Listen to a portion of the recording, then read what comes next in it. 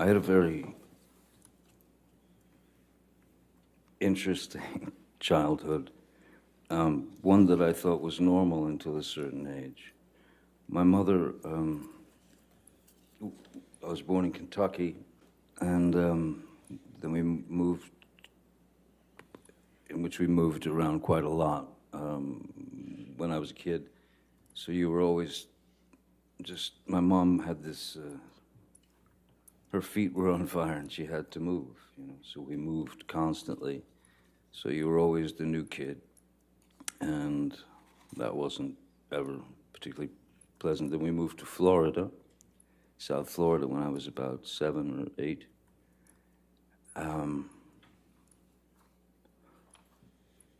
And again, moved several times. But my mother was quite unpredictable. She was very unpredictable. She was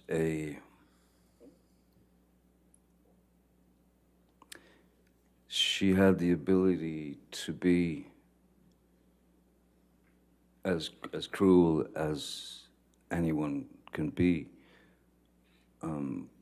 with all of us. That is to say, my sister Christy and my brother Danny and my sister Debbie, and also my father. So, essentially, she was, she could become quite violent, and she was quite violent, and she was quite cruel,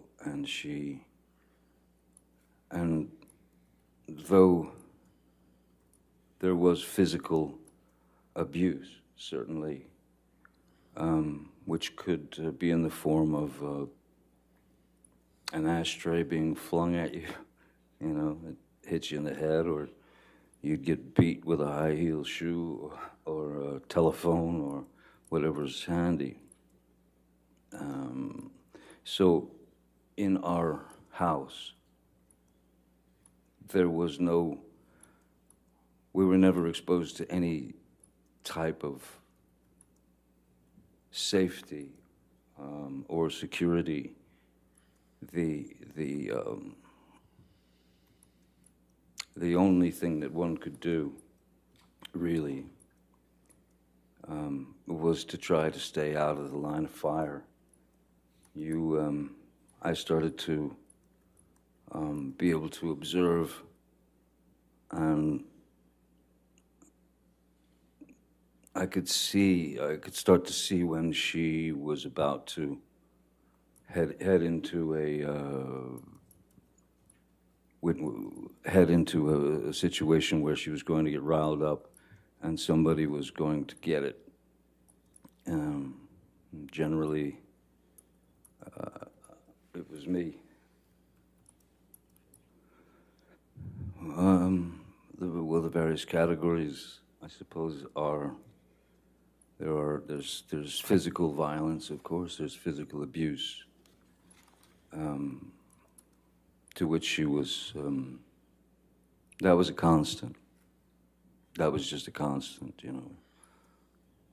We were all somewhat shell-shocked, Even if she just walked past us, you'd sort of shield yourself because you didn't know what was going to happen. And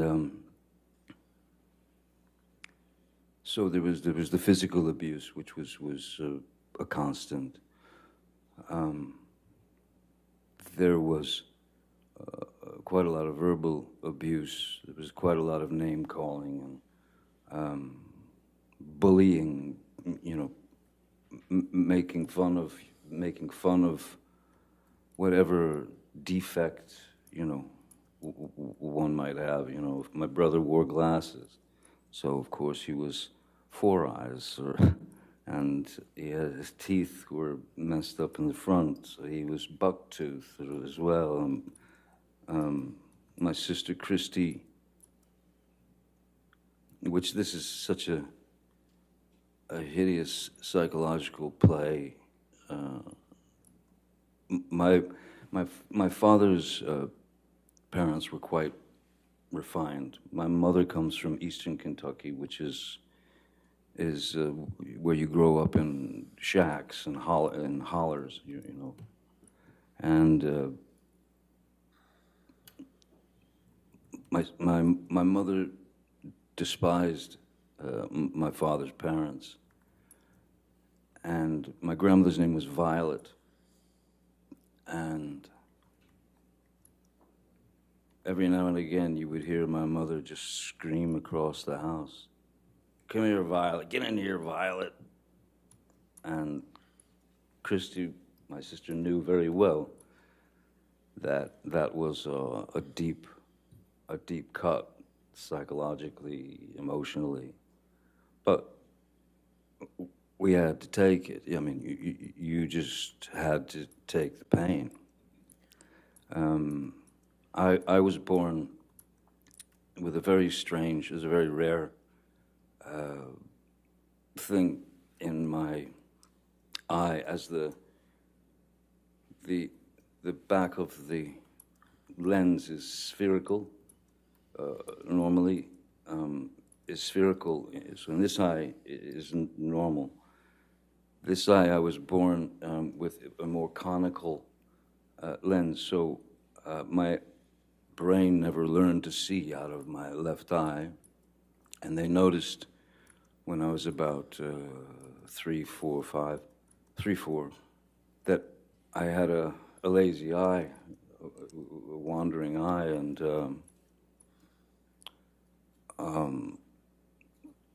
she would call me cockeye, one eye,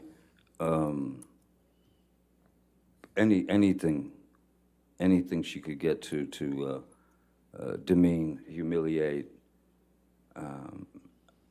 I even had to wear an eye patch on my good eye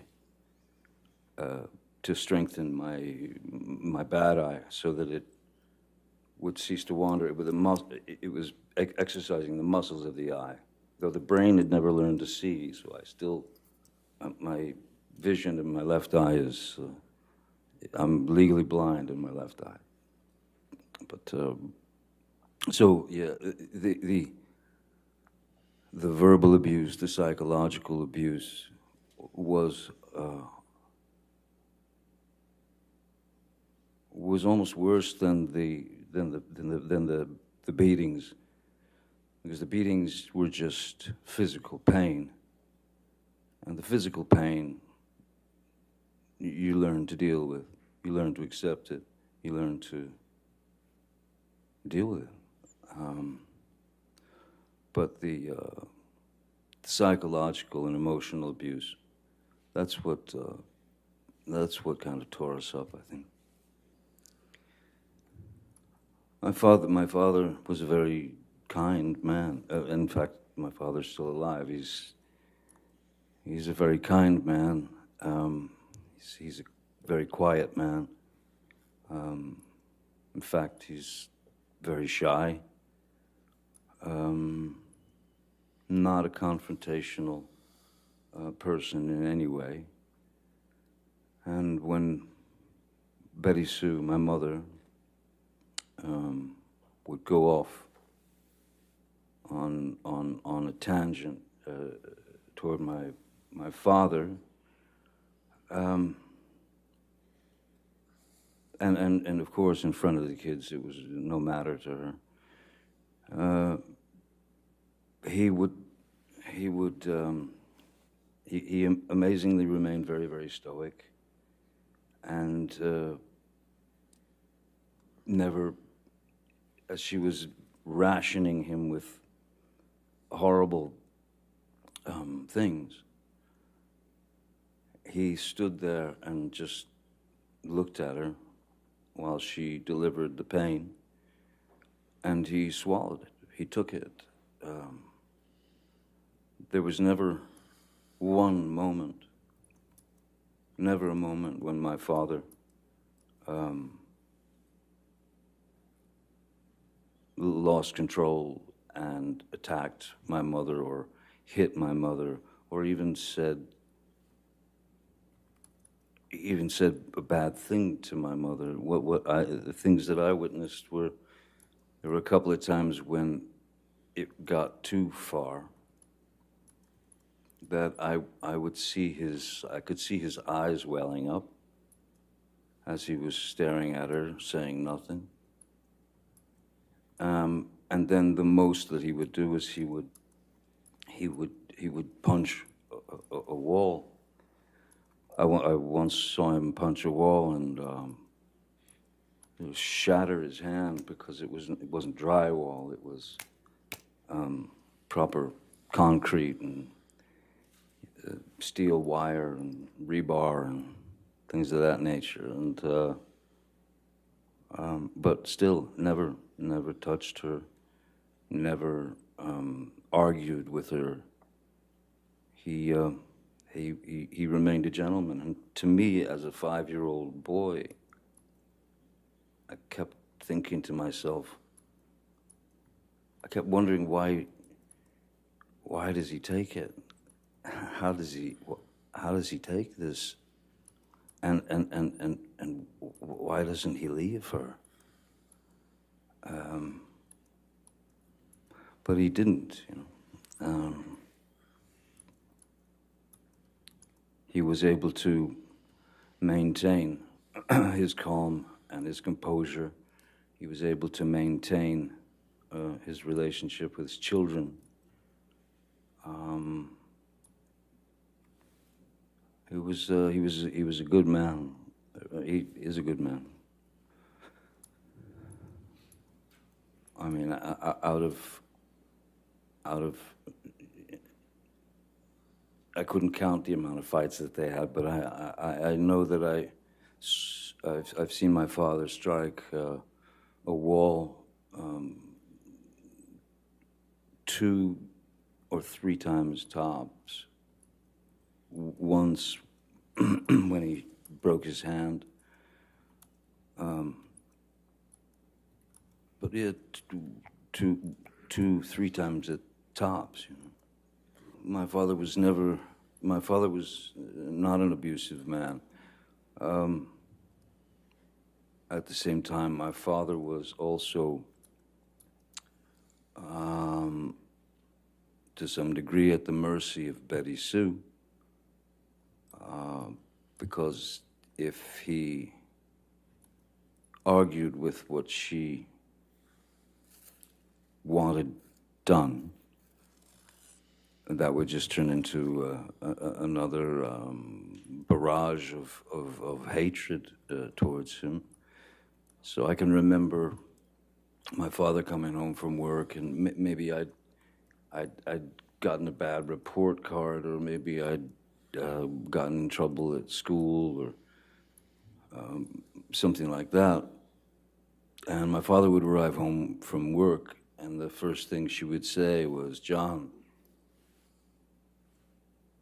take him out there. He gets the belt. Give him the belt."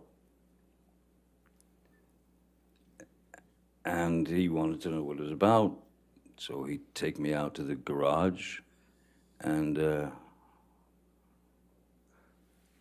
I'll never forget this white, thick leather 1970s era, thick leather white belt that he would take off, and then he would commence to inflict the punishment on me.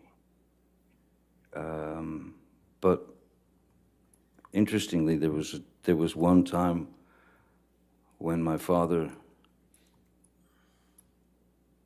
I kept telling him I didn't do this. It was another incident. I kept swearing to him that I did not do what Betty Sue, what my mom had said that I'd done. But he went through with the punishment anyway. And then,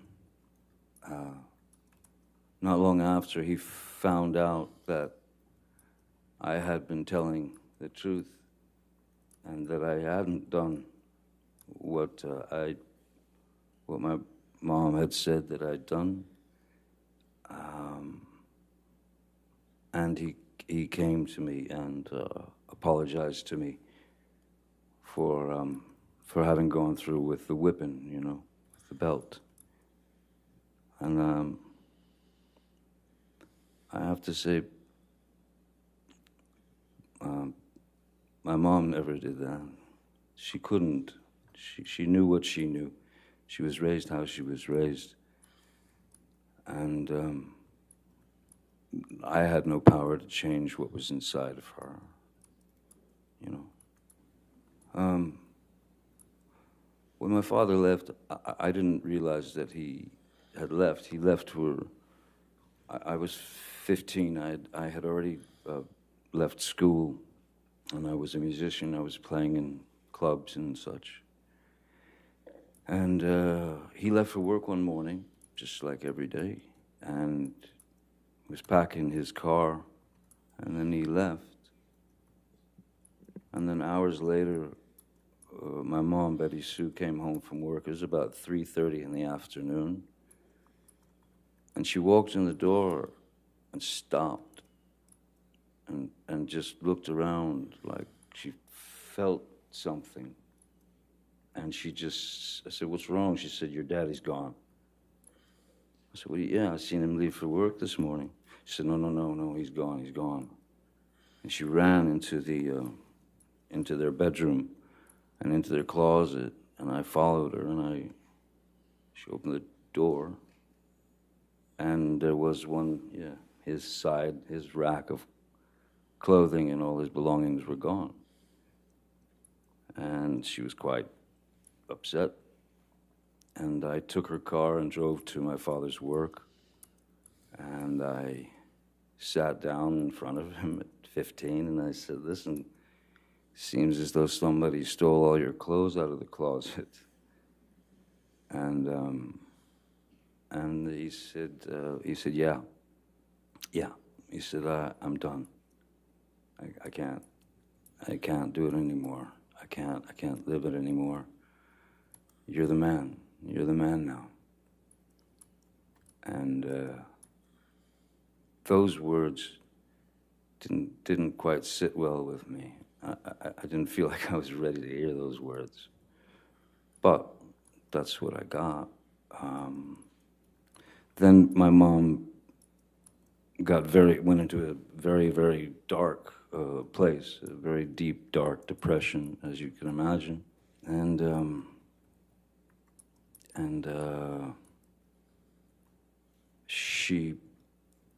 one afternoon I woke up, I'd fallen asleep, and I woke up and walked out into the living room, and I saw my mother, very feebly, and like almost, it was like a slow motion crawl. If I could stand up, I could show you just what I saw. I saw my mother, you know, in that mode. So instantly, I knew that something was dreadfully wrong, and there was drool coming out of her mouth, and she had swallowed a multitude of pills to try to take herself out, to try to commit suicide. And when she got out of the hospital, she was a small firecracker of a woman. She was about 5'2". But when she got out of the hospital, the depression was so deep. She was down to she lived on the couch, and she weighed about 70 pounds. And that, all that imagery spun into my head at that time, that I thought that was in my head at the time, I thought that was a cowardly way for my father to have left. And I was deeply upset by that. until my father and I had a conversation years later where I asked him what really happened, how did it happen? When I was older, I was very disappointed in him because I started to believe that his exit was sneaky, cowardly. He didn't. When he said goodbye to me when he left for work that morning, he just said goodbye. Goodbye, Bob. And I went, see you later, Pop. That was it. Until I learned the truth from him. I learned that I was wrong about my first impressions of his exit from the family. Very wrong. And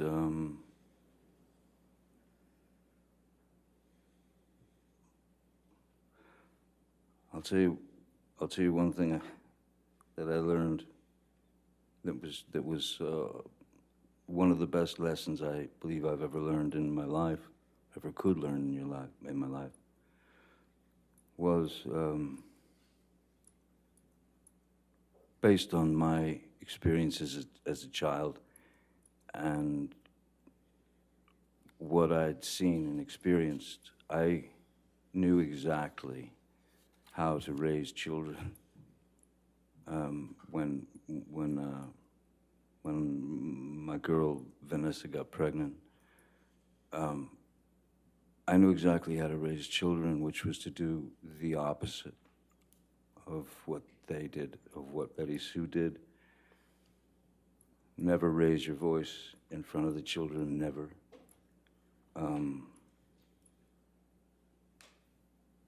Screaming out the word no to them. I never wanted to tell my kids no. I wanted to tell them that I wanted to show them that there were options. You don't have to stick the coat hanger in the electrical socket. Saying no is an abrupt thing, but to talk to them and say, if you understand the repercussions of something, then you won't go there. So maybe think about this as opposed to this. Give this some thought, But that will clearly, that could kill you. So I would ease them away from things of that nature with a more of a conversation as opposed to a flat out, don't you ever do that again, and threats and things of that nature. I did not raise my children that way. Nor did Vanessa. We never raised our voices in front of our children, ever. I ended up acting by accident.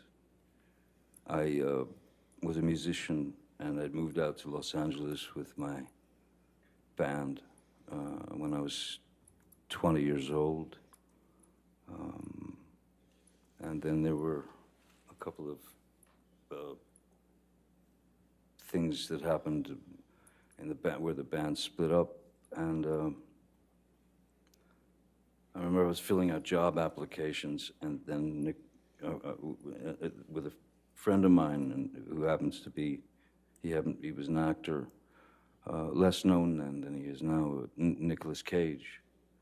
And I was filling out job applications at any, video stores, clothing stores, anything, just to be able to pay the rent. And Nick Cage said, why don't you meet my agent, because I think you're an actor. I think you could be an actor. And I said, look, I'll meet anybody, I'll do anything at this point. And so he sent me to his agent, Eileen Feldman, and I met with her. She sent me to read for a casting director named Annette Benson, who was casting a film called The Nightmare on Elm Street. And they brought me back to read for the director, Wes Craven, and I read for Wes Craven and somehow got the job. But I mean, I was by no means an actor. I didn't have any desire to be an actor. I was a musician. But the fact that these people were going to pay me what I found to be a ludicrous sum of money, which was it was kind of the SAG minimum. It was $1,284 a week, which I mean, you know, I'd never seen that kind of dough before in my life. And so I suddenly, you know, and then I did some other couple of dumb movies because I still, in my mind, I was a musician, and this was just a way to pay the rent, pay the bills, live. Then suddenly I found myself on that road. I had been placed on that road as an actor, and then one thing led to another from film to film, and then I was cast in a TV series called 21 Jump Street when I was 22, I believe. It was foreign to me. It was foreign to me, but I didn't have any great ambition to be an actor. I'm a naturally, normally, I've always been quite a shy person. I've always been quite introverted. And so there was a very strange metamorphosis from being one of four, that is to say, one of four in a band where you have this fraternity or this brotherhood, and you're out there fighting the world together to try to get that record deal or whatever you're looking for. And when I got on the series and my life started to change in various ways, that is to say that people started to, you know, you go into a restaurant and you'd see people whispering and pointing and all that. I was very uncomfortable with it. I was very uncomfortable with it, and I didn't like it. Just because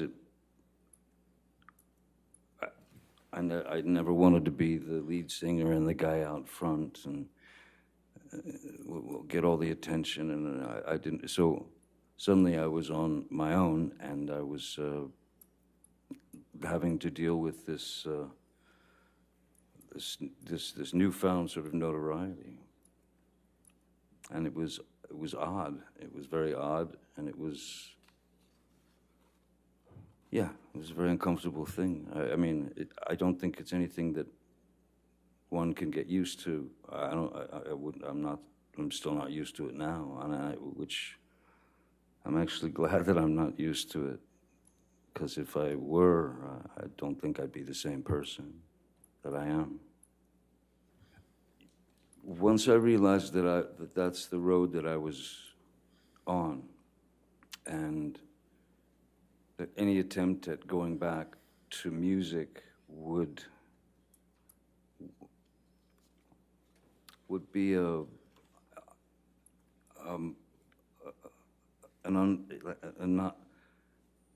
would have been. I hated the idea that since the television series had come out and I had been exposed as this character or this actor. I had to realize in my own mind and heart that there was no going back to music, because I didn't want to, you know, I didn't want to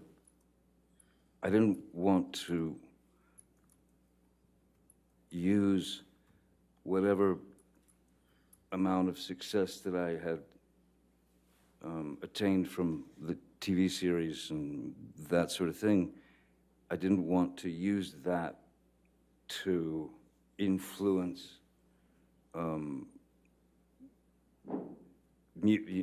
some career in music. I had far too much respect for music than to just become what they wanted me to become, which was a teen idol or a teeny that sort of thing.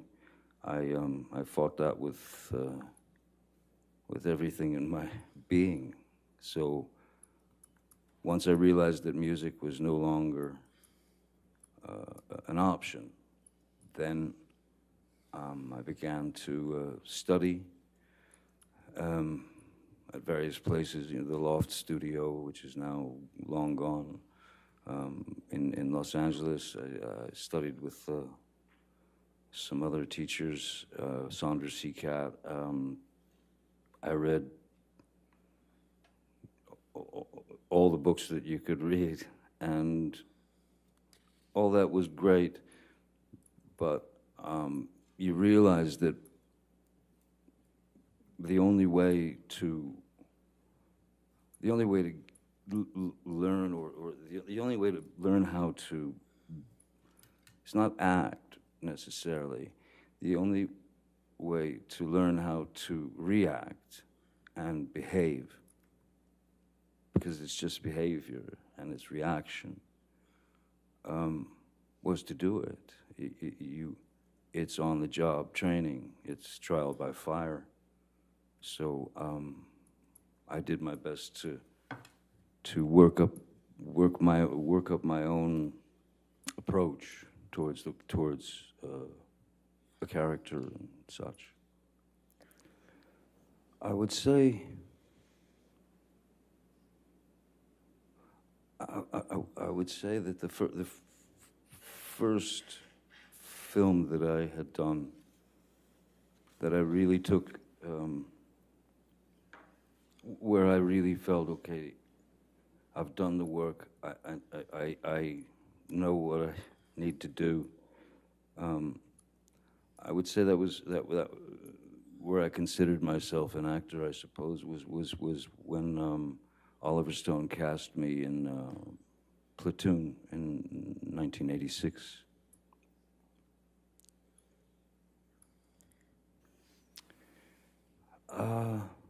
Well, that's many years later, but I had been, Disney had offered me a film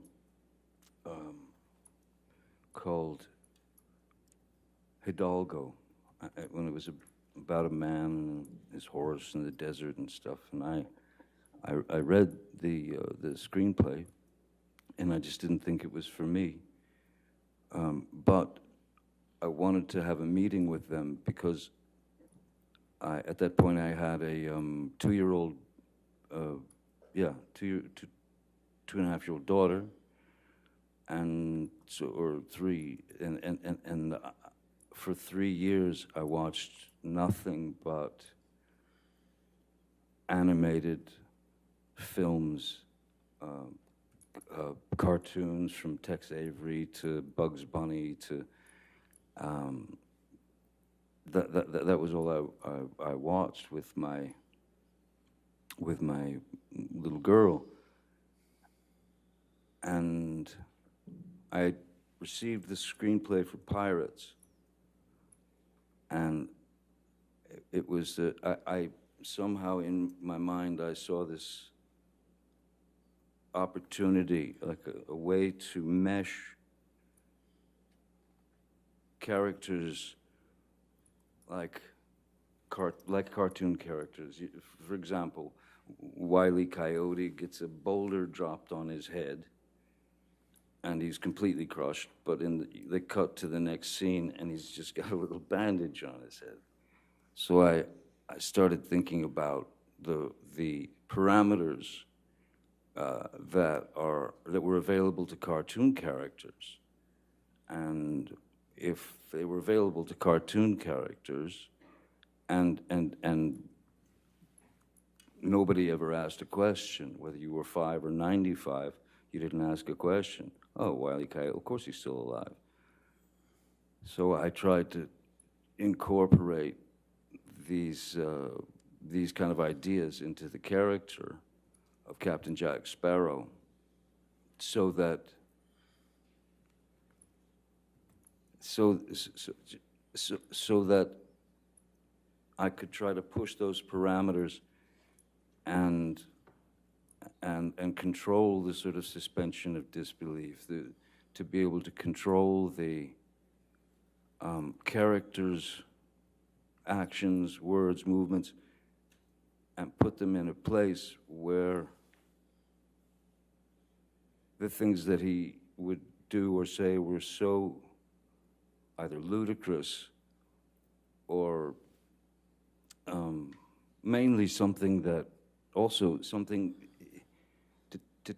the cartoon characters can get away with things we can't. Captain Jack Sparrow can do things that I could never do. He could say things that I could never say. So it was for me a way to stretch the parameters of a character and take a risk in doing that. But if it panned out, and I felt I was on a pretty good mission. If it panned out, I thought that it might be a character who would be accepted by 5-year-olds and 45-year-olds and 65-year-olds and 85-year-olds, and in the same way that Bugs Bunny is, you know. The first screenplay I received was 2002, I believe. Yeah, 2002. I thought that it had all the kind of hallmarks of a Disney film. That is to say, a kind of a predictable 3-act structure,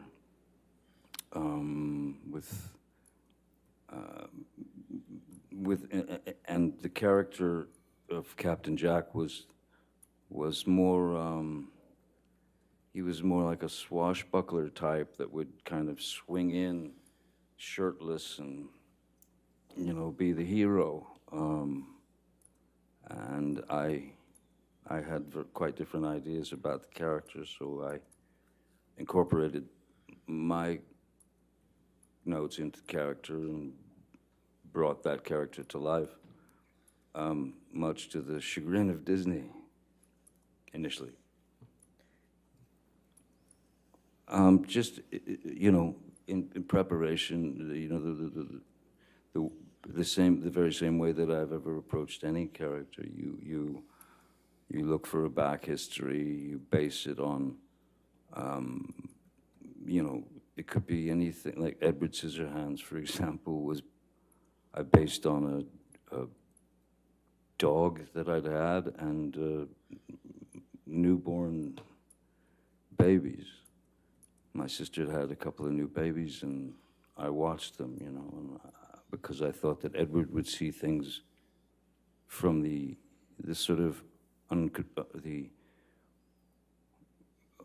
from a place of innocence, and not knowing exactly what things meant or were, and also that look of a pure, innocent child when they experience something for the first time. Those were the two main ingredients that I thought would serve the character. And with Captain Jack, again, the cartoons, you know, the Pepe Le Pew. It's like making a soup, you know. It's ingredients. It's just ingredients. There's some Pepe Le Pew in there. There's some Keith Richards in there. There's a bit of a, you know, I figured this is a guy who's been on the sea for the majority of his life, quite possibly his brains may have been scrambled a bit by the sun.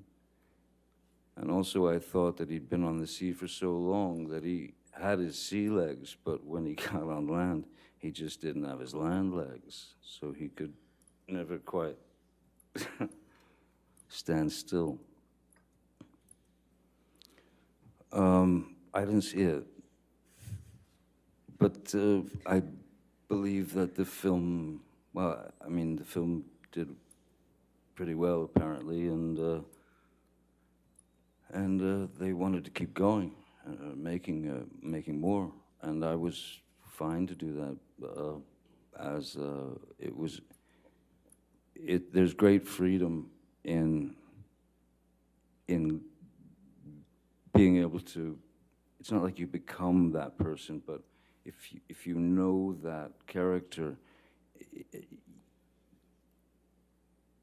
to the degree that I did, because he was not what the writers wrote, so they really weren't able to write for him. So once you know a character better than the writers, that's when you have to be true to the character and add your words, add the rewrites. I was, yeah, no, I believed in the character wholeheartedly, and the initially the Disney folks were somewhat upset.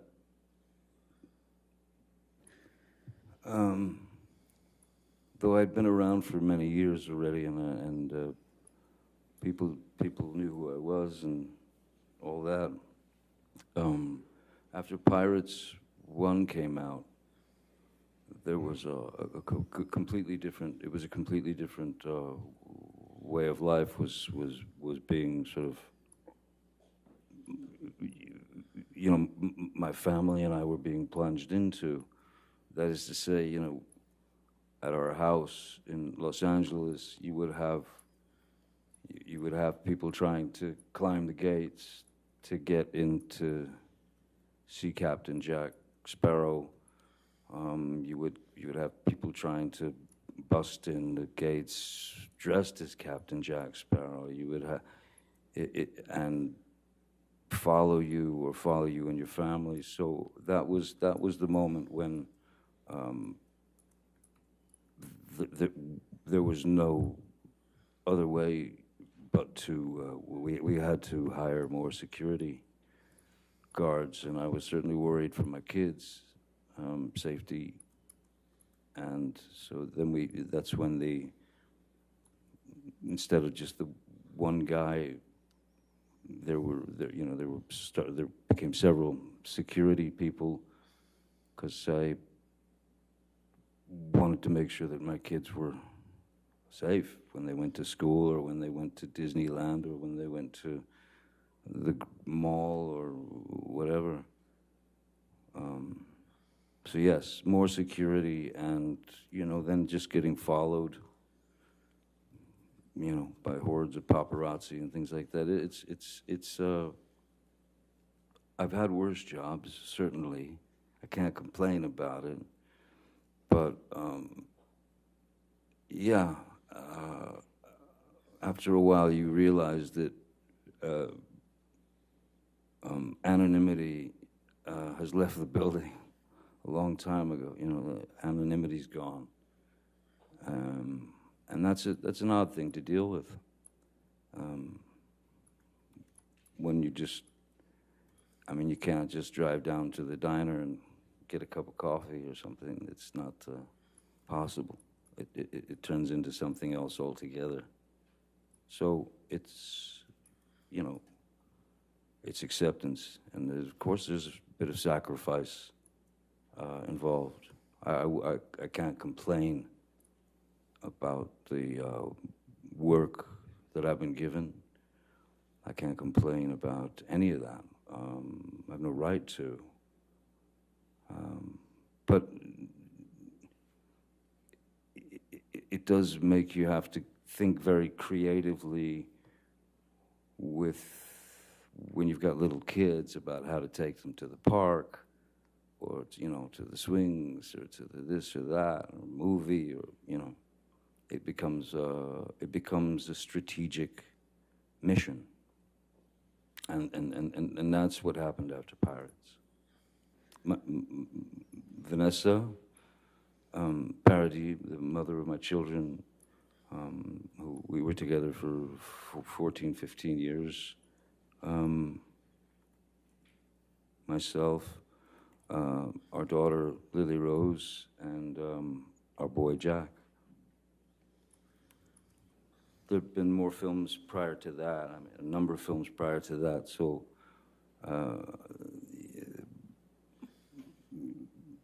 I was recognized, and I was known. So if you wanted to attempt to have any experience that might be normal, you sort of had to have somebody around to get you out of a squirrely situation should it arise. So I had security prior to that for who would travel with myself and my family. But not like, when I was at work. Back then I didn't have security at work so much, not before Pirates. Pirates was really that was the thing that everything, it all turned around. It all just went weird. Well, like I said, with anything, it become more strategic, and you had to have more guys or gals, because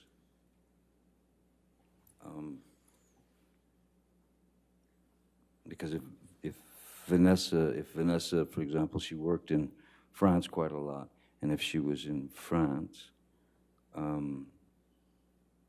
and I was in LA with the kiddies, then and working, security would basically pick my kids up at school or whatever and bring them home. So that became the routine, driving them to school, bringing them home.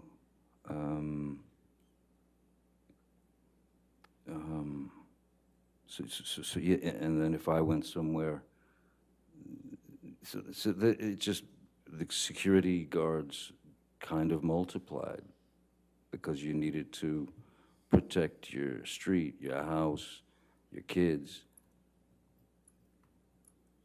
Endless. Jerry Judge was with me for, oh boy, over 20 years. Jerry Judge we've mentioned it before. It was a year or two ago. Jerry would go on film sets with me.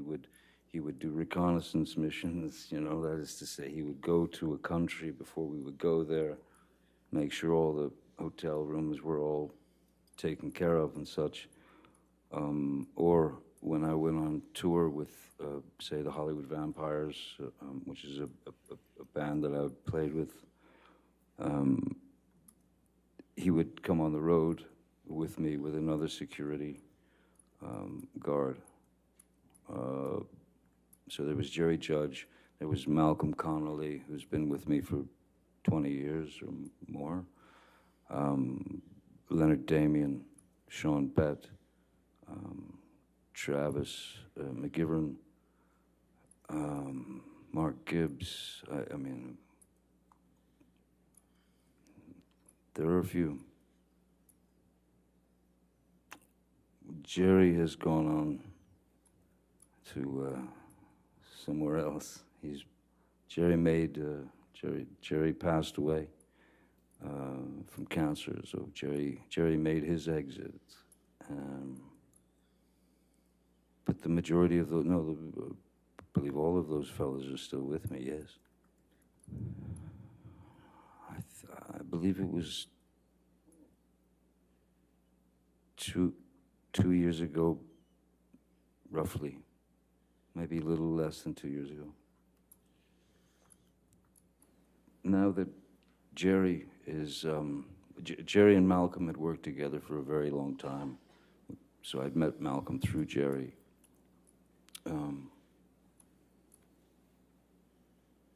After Jerry's passing, Malcolm obviously took over for Jerry, and so he took on extra responsibilities. He would have to make sure that there was someone on the ground wherever we were going that had done their recon, the reconnaissance, and to make sure that everything was set up by the time we got there, and that it would be a straight shot into the hotel without a gaggle of paparazzi. You didn't have to walk through 50 screaming, hollering photographers. So you'd go in through a garage door and through a slippery kitchen, and then you were taken to your room where you stayed. Malcolm had joined. I mean, Jerry brought him on, so Malcolm has been with me for over 20 years now. Endless, countless, all over the world, everywhere. Los Angeles, Japan, Serbia, films, tour. Malcolm was my, when we were on the Vampires tour in Europe, throughout Europe, and Malcolm was on the bus with me. We lived on the bus together, basically. It depends if there's or if there was a larger premiere, where where it had to be worked out so that it didn't turn into a chaotic or dangerous event, because sometimes between you and the people there are these barriers, and sometimes the professional photographers or the professional autograph people will surge forward, and in the front rows of behind these barriers, you have little kids and older women and older men, and so when the professionals would surge forward, these people would start getting kind of crushed against this metal deterrent, and that was the most worrisome thing when you're at a premiere and there are thousands and thousands of people there, and I've always called it running the gauntlet. Essentially what it is that people are there to say hi and to support the film or the cast or whatever. So I've always gone out and signed for those people. I've always gone out and signed for all or as many as I possibly could. I mean, to the point of sometimes Jerry Judge would literally pick me up off the ground to make me stop signing and take me away.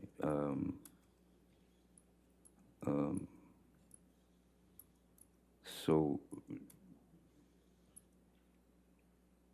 yeah, it was those kind of things. Again, you don't really get used to that,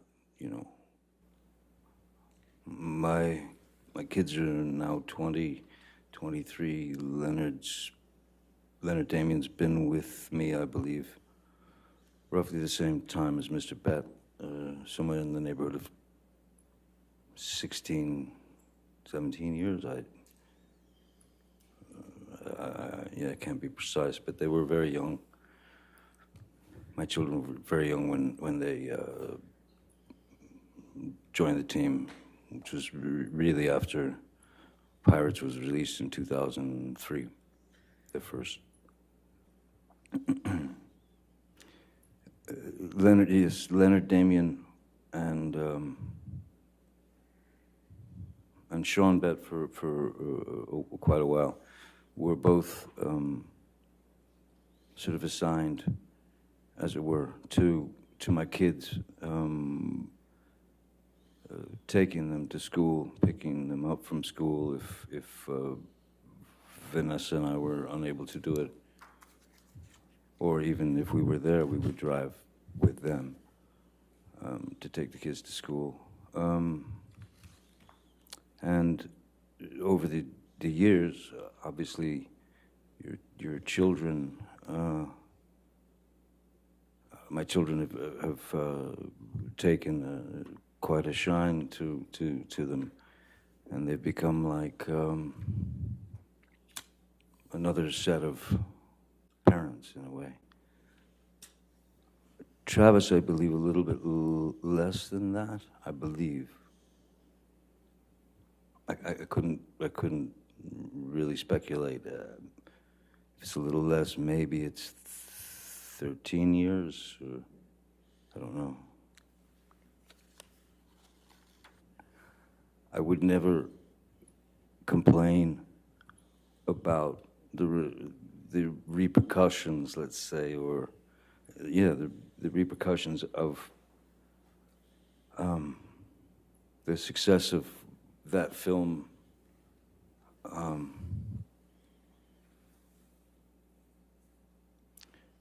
But of course, as I said, there are sacrifices that one has to make.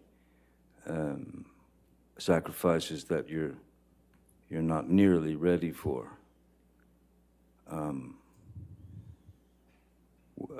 Just simply when you when you go to a town, or you go on a press tour or something and you're staying in a hotel. People stay in hotels all the time. I stay in the hotel. We've found that it's just a lot easier if I stay put in a hotel and not kind of, again, especially if it's with the kids or something, I don't want them to, I've never wanted them to see me as a novelty. I just wanted to be dad, you know. Now, they're well aware of a lot, and they're well aware of pretty much everything. But no, you know, when you get recognized wherever you go, the basic truth is it's pretty simple. People are generally kind and curious, and if they've grown up with you in their living room, from a television series or from various films that they've seen, there's nothing menacing about being recognized. Sometimes there can be. Sometimes people can get weird, but we've found that it's just it's better all around if I stay in my hotel room and don't go out to too many restaurants or anything, because it generally causes a bit of a hubbub. If you go to a restaurant, someone calls the paparazzi, and you go in for a meal and you come out and there's 30 guys out there. It can be a little overwhelming. It's not something, I think I said it before, it's not something that it's not something that I've ever gotten used to, and it's something that I hope I never get used to. Because I don't think of myself in those terms. I used to be Johnny, if that makes sense. I used to be Johnny, and then my name, full name, which I honestly find still, it's difficult, it's uncomfortable to say my own name, because when I say it, I hear the commodity, I hear the product. So I went from Johnny to Johnny Depp, and then that name, with that name, Johnny Depp, and some image was cultivated. Certainly not by me, but the media. Especially in those days, they must label you. They have to give you a label. And labels are one of the things that I've fought vigorously with regard to my work. I never wanted to be the poster boy. I never wanted to be the I don't have, I'm not built with that kind of hubris. I don't have that kind of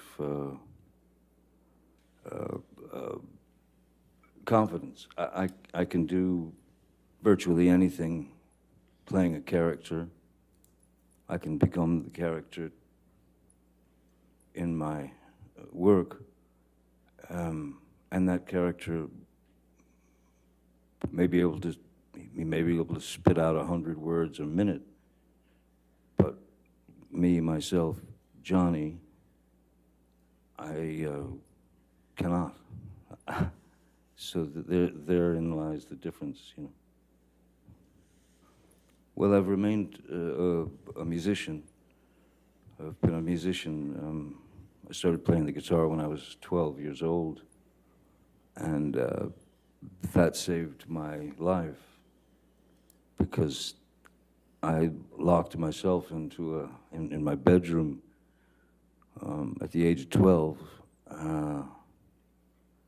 listening to records, moving the needle back, and then learning that piece, and then learning it again. So much so that I don't remember. I have no memory of going through puberty. I was just playing the guitar. I was obsessed with my guitar. I've always drawn since I was very small, since I was very little, and always enjoyed drawing, and then began to paint, and so there started learning about painting and trying to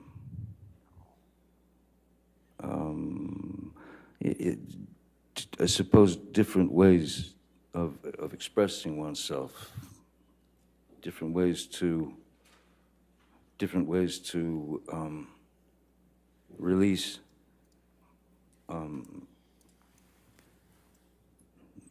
the things that are living in your head, whether they be beautiful memories, whether they be horrific memories, whether they be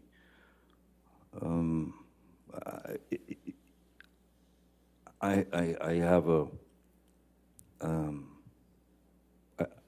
I need to create. It's a need. It's of course, I want to create as well, but I actually need to create because I need to summon whatever it is that I need to summon to whether that's within a film or a painting or a guitar note. All of those things should come from a place an organic place, a place of truth. Because if they don't, well, then you're just lying, aren't you? Every bit of truth, a person doesn't have to say anything on film. What's important is what's behind the eyes. And if they do say something, what's important is not necessarily the words that they say. It's very easy to say, I love you, but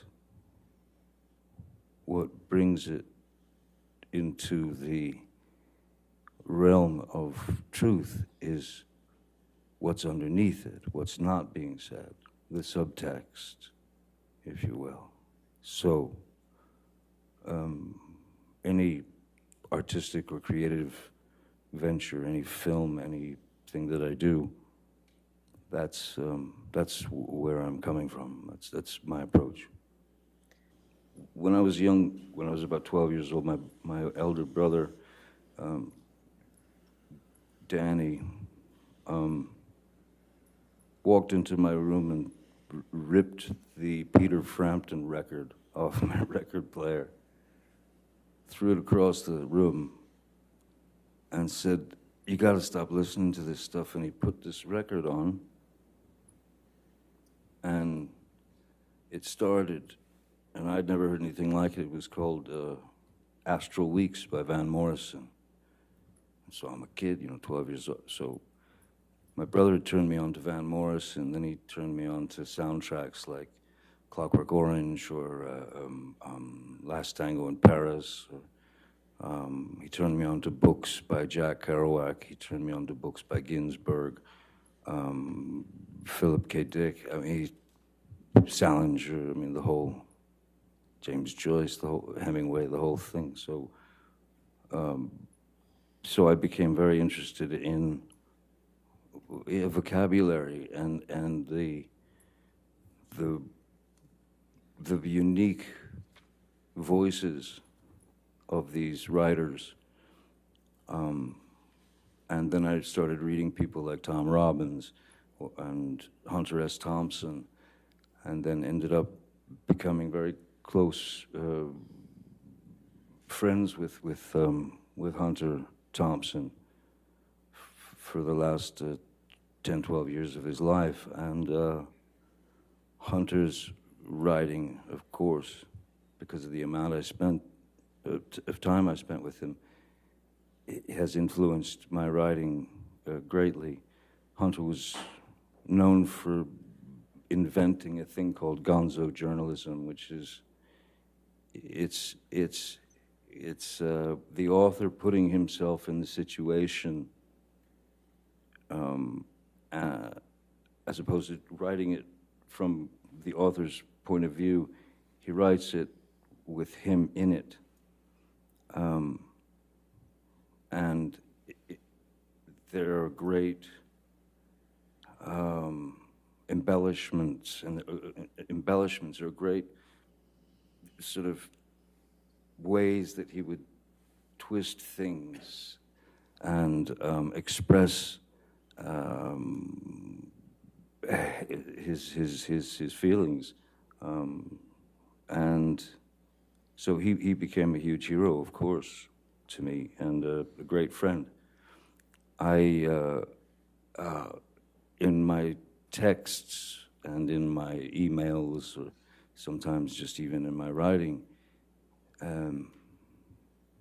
you take the subject and you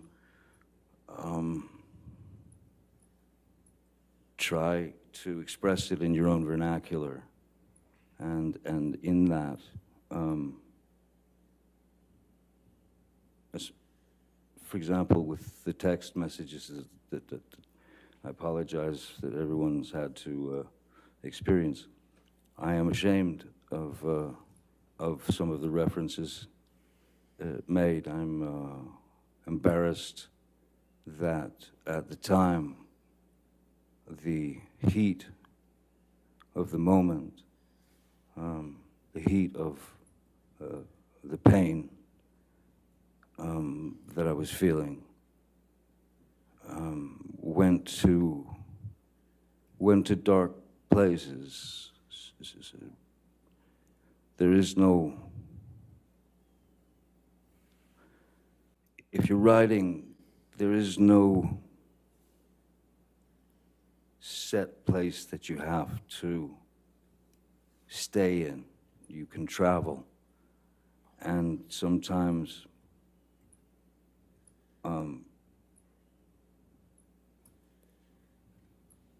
pain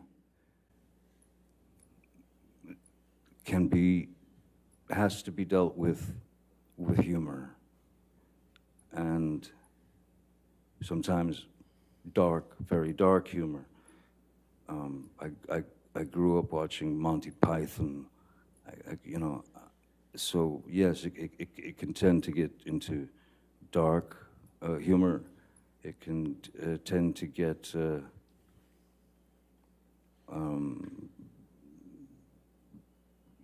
words are used that for emphasis, and words are used to express what you're feeling at the time, and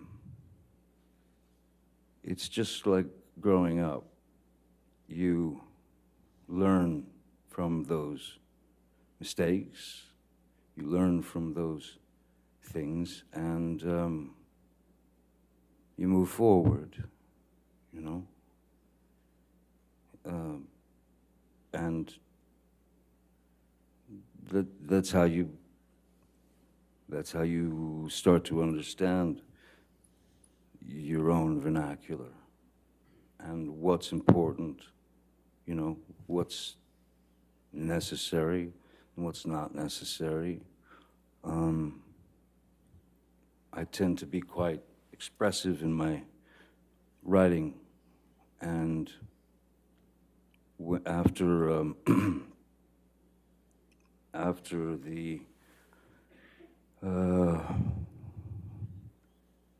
after the unfortunate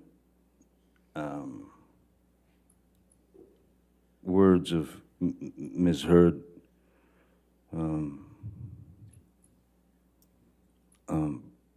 made their way into my heart and my head. Those are two very opposing things. So you're trying to find the best way to express something to a friend. Sometimes you're exaggerating, you know, something that you've done, just to make it sound, just to make him understand that, you know, I'm on planet question mark here. I don't know what's going on, but I know I'm in this situation, and I know that it cannot continue. Again, this goes back to when I was a young boy. Excuse me. At about the age of, I don't know, 4 or 5 years old, I can remember vividly my mom telling me to go get her nerve pills, you know, out of her purse that was hanging on the back of the door. So I'd go get the nerve pills, and I'd bring her the nerve pill. She'd take it, and you know, after a few years, you start to notice well, you start to think about nerve pills, nerve pills. And then she seemed to calm down after she took those nerve pills. So when I was 11 years old, I wanted to calm down, and I didn't know how to. So I'd bring my mom her nerve pill, I would walk away, and I would take one myself to escape caring so much, feeling so much, to escape the chaotic nature of what we were living through. So that was the beginning when I realized that nerve pills calm the nerves. Pretty young age to do that. I can't say that I'm proud of admitting to that, but I have to say that I knew not what else to do. I knew nothing else that I could do.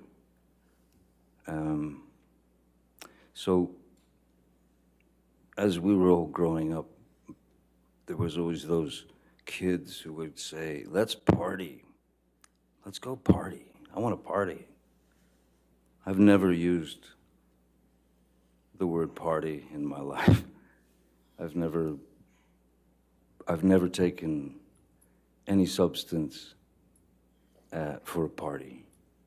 I have taken these substances over the years, on and off, to numb myself of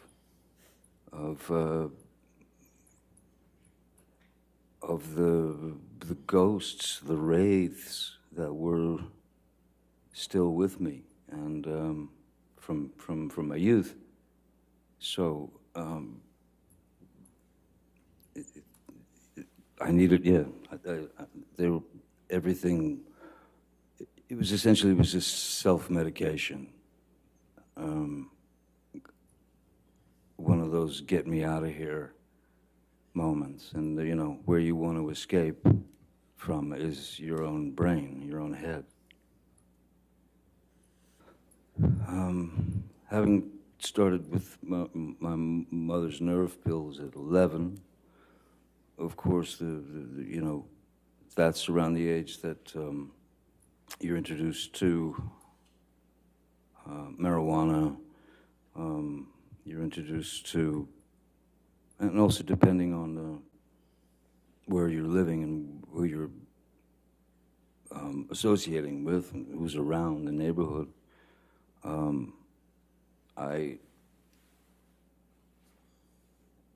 I wasn't shy to try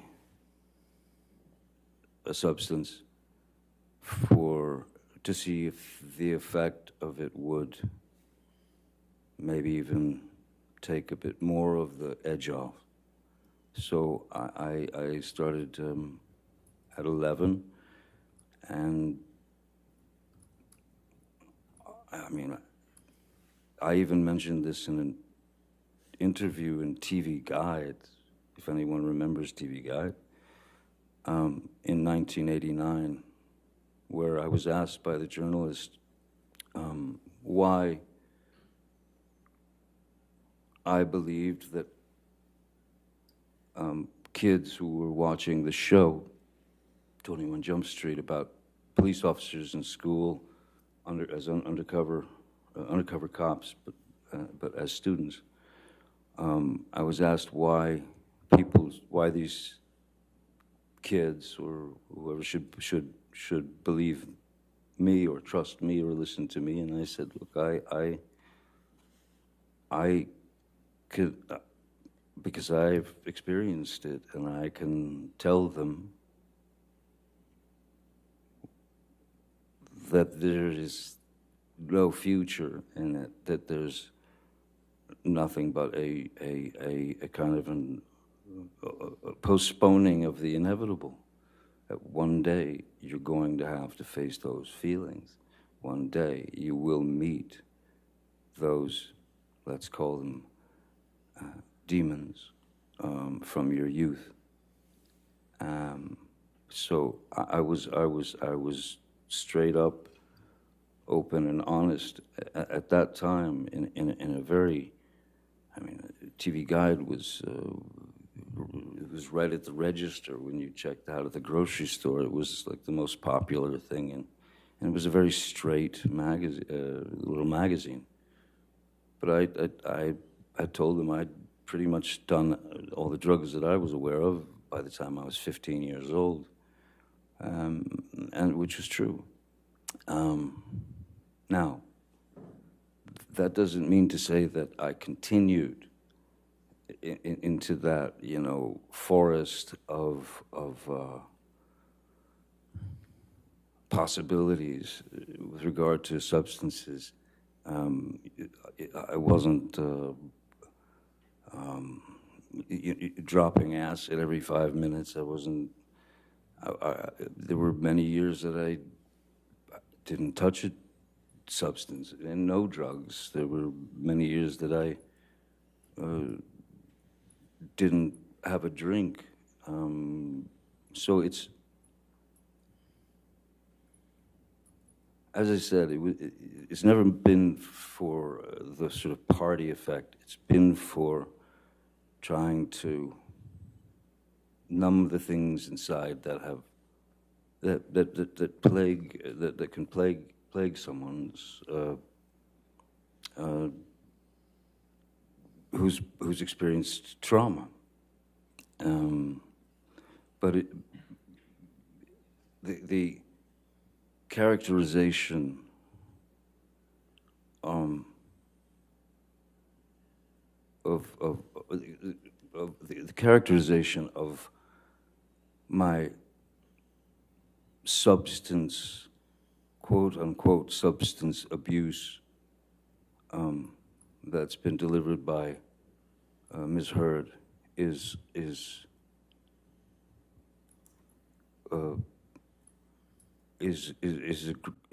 grossly embellished, and I'm sorry to say, but a lot of it is just plainly false. I think that it was easy. It was an easy. I think it was an easy target for her to hit, because once you've trusted somebody for a certain amount of years and you've told them all the secrets of your life, that information then, of course, can be used against you, especially if it's taken to a point that is teetering on impossible, and teeters over impossible, in fact, at times. It's so, I am not some maniac who needs to be high or loaded all the time. In fact,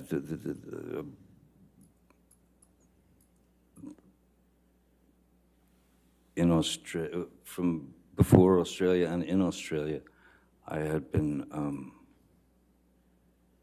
off of alcohol for, I believe it was about 18 months. Well, if you're familiar with Hunter Thompson's book, Fear and Loathing in Las Vegas, which I was lucky enough to make into a film with Terry Gilliam. The film calls for myself and my attorney to be absolutely blotto out of our heads constantly throughout the film. And most people just assume that, well, they just got wasted and they filmed them. There would have been no way to, you couldn't act that. You couldn't, I mean, you couldn't make that film with 2 actors who were loaded. There would be no way. And then to the other extreme, Donnie Brasco, a film that I made about an FBI agent. I had to go into a training regime where I had to eat 5 meals a day, drink 5 shakes a day, you know, these protein shakes per day, work out 3 to 4 hours a day because I had to gain 20 to 30 pounds of muscle.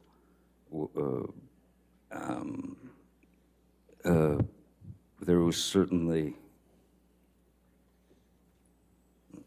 no abuse of substances then. There's been no abuse of substances on film sets. There have been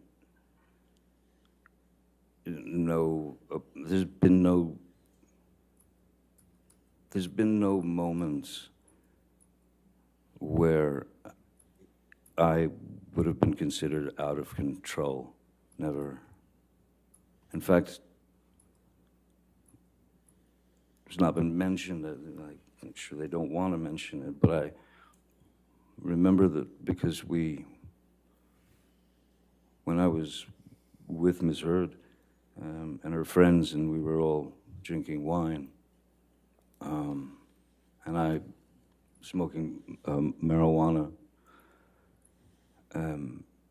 they used to tease me because of what they said was a ludicrous tolerance, because I never appeared loaded or high or any of that.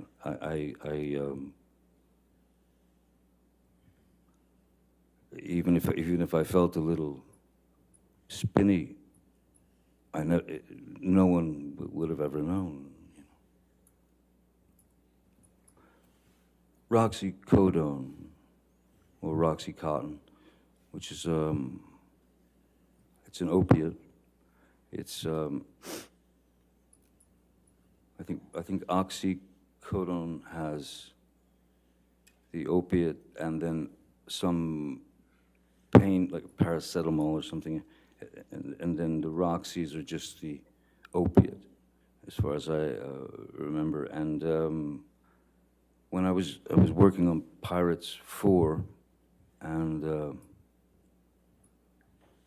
there was a scene in which I had to grab this large gold and red, you know, stately gilt chair, pick it up and chuck it out this big giant window.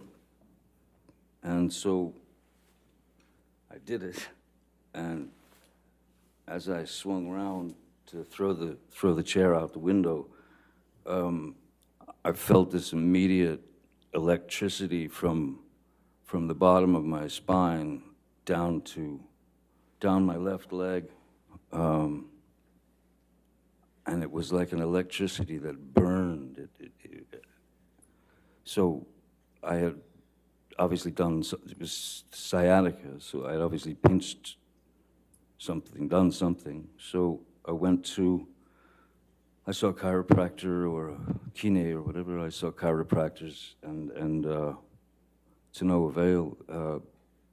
Then I saw a doctor, and the only pain medication that she recommended and prescribed to me was Roxycodone.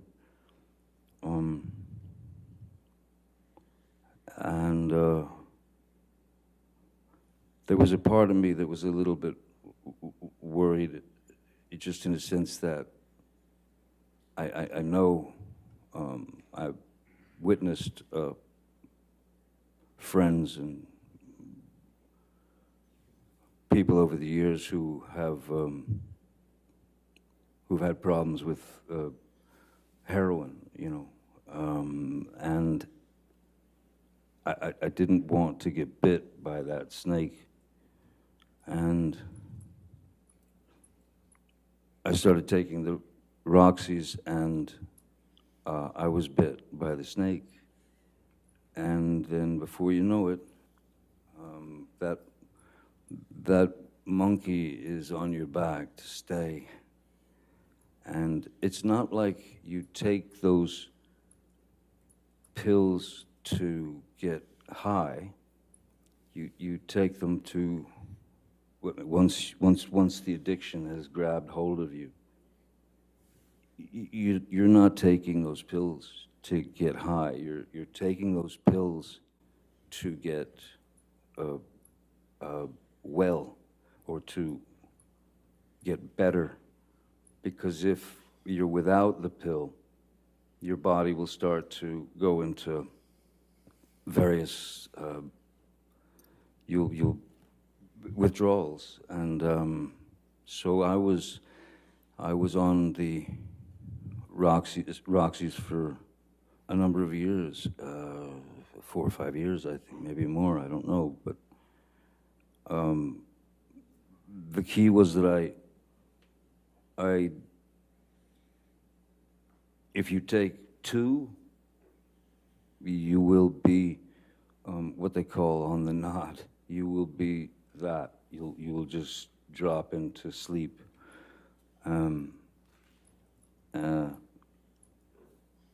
So yes, I didn't like being dependent on these pills. I didn't like being dependent on a drug that you'd take only so you wouldn't get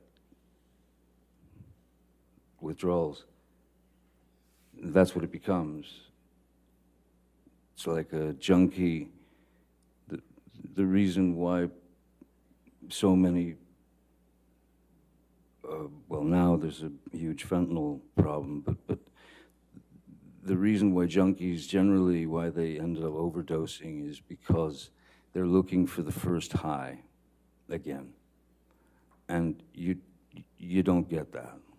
You don't get your first high again. So what do? You up the stakes, and you put more, you take more. And that's what makes that's what makes things go dark for them. Because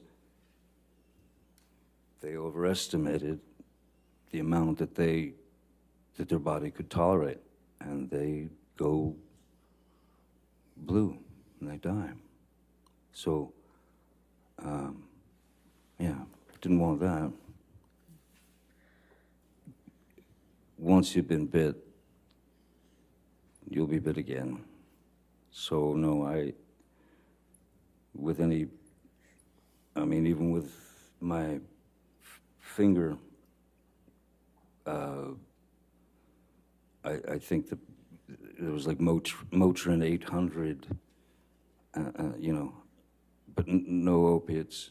No, I have not taken an opiate since, and I won't unless I plan on going through the hell of the pure horror of detoxing, of coming off those drugs. No.